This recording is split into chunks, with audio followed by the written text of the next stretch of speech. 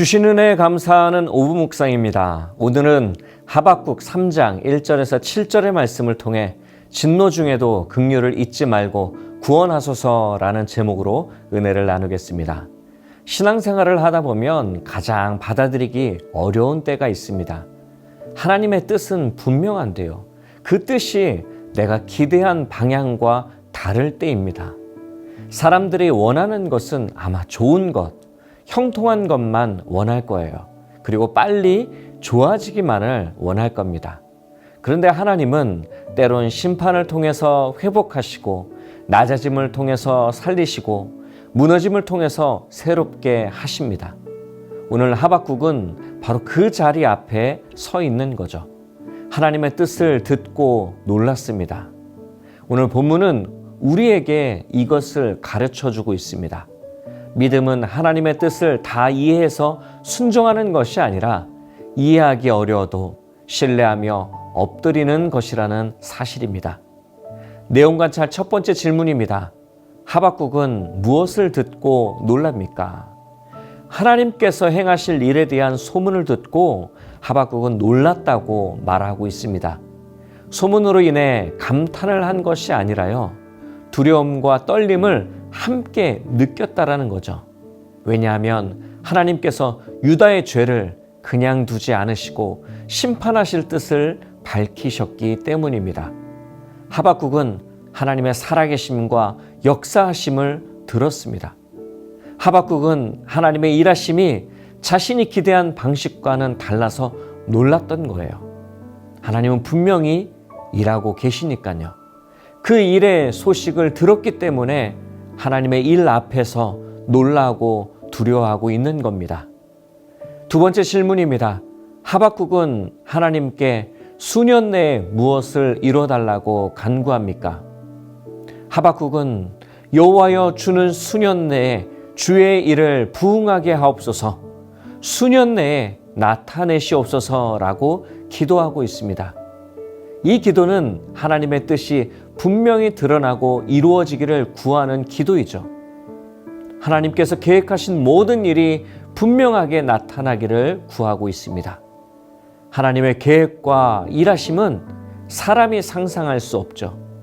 그리고 이어서 가장 중요한 기도를 드리고 있습니다.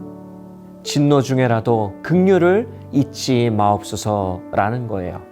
심판은 필요하지만 그 심판 속에서도 하나님의 자비가 끊어지지 않기를 구하고 있습니다. 연구와 묵상입니다.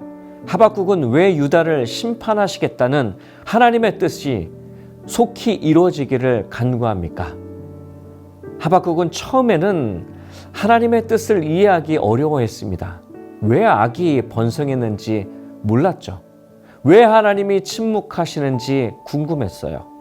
그런데 하나님께서 응답하신 뒤에는 하박국은 점점 자기 생각보다 하나님의 뜻이 더 크다는 것을 배우게 되었습니다. 그래서 이제는 하나님의 뜻이 속히 이루어지기를 구하는 겁니다. 하나님은 악을 그냥 넘기는 분이 아니시잖아요. 모든 만물이 하나님의 손 안에 있기 때문에 그렇습니다. 인간이 보기에는 부조리한 사회 현상에 화가 날 수 있습니다. 하지만 하나님은 결국 심판하신다라는 거예요. 우리가 구할 것은 오직 하나님의 긍휼뿐입니다. 느낀 점입니다. 하나님의 뜻을 신뢰하면서 자신의 기대와 다른 상황을 받아들이는 하박국을 보며 무엇을 느낍니까? 하박국을 보면 믿음이 무엇인지 다시 한번 생각하게 됩니다.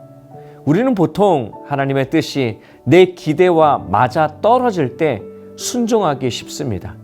길이 열리고 응답이 빠르고 상황이 좋아질 때는 꼭 하나님이 일하신다라는 고백이 잘 나오게 됩니다. 그런데 그렇지 않으면 어떤가요? 기대와 다르기 때문에 믿음이 금방 흔들리게 되죠. 우리는 상황에 따라 흔들림이 커서는 안 됩니다. 어떤 자리에서든 하나님의 일하심을 신뢰해야 합니다.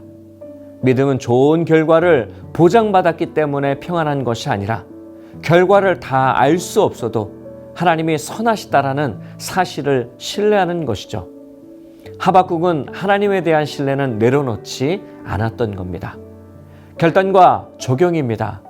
내가 받아들이기 힘든 하나님의 뜻 앞에 절망했던 적은 언제입니까? 내 생각보다 크신 하나님의 회복과 구원을 신뢰하며 모든 상황을 하나님께 맡기기 위해 무엇을 실천하겠습니까? 우리는 신앙생활을 하면서 받아들이기 힘든 상황이 우리에게 주어진다면 절망할 때가 있죠. 기도했지만 원하는 방향으로 응답되지 않을 때가 있고요. 막히는 길을 보며 낙심할 때가 있습니다. 왜 이런 과정을 지나야 하는지 이해되지 않을 때가 있다라는 거죠. 그때 우리는 쉽게 절망합니다.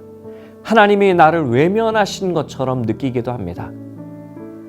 성도 여러분, 그럴 때는 상황을 즉시 해석하기보다 먼저 잠잠히 기도해야 합니다. 주님, 제가 다 알지 못해도 주의 뜻을 신뢰합니다. 라고 고백해야 하는 거예요. 또한 말씀을 묵상해야 됩니다. 그 말씀 속에서 하나님의 성품을, 하나님의 뜻을 깨닫게 됩니다. 조급함 대신 하나님의 때를 기다리는 훈련을 해야 하는 거예요. 오늘 감사의 글, 기도 제목, 묵상의 시간을 한번 쪼개서라도 하나님 앞에 드려보시길 바랍니다. 그 순간 하나님이 임재하시며 당신의 뜻을 보여주실 것입니다. 이 시간 함께 합심하여 기도하기를 원합니다. 말씀을 위해서 기도할 때 내 기준이 아니라 하나님의 관점으로 바라볼 수 있는 영적인 눈을 갖도록 기도하겠습니다. 담임 목사님께서 성령 충만함과 하나님의 지혜가 충만하며 목자의 심정으로 교회를 인도하고 말씀을 능력 있게 선포하도록 기도하겠습니다. 질병으로 고통받는 영가족들이 하나님의 치유와 회복을 경험하며 육체적, 정신적 아픔이 온전히 나음을 입도록 기도하겠습니다. 이와 같은 기도 제목을 놓고 함께 합심하여 기도하겠습니다.